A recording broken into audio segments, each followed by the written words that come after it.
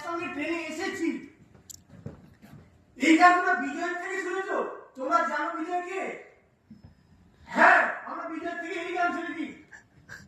এটা তো বিজয় আজকে সেই ভাইজ্যাক থেকে সুদূর সোনালীর খোঁজে আপনি এখানে এসেছে। আপনি সেই মেগাস্টার সোনালী?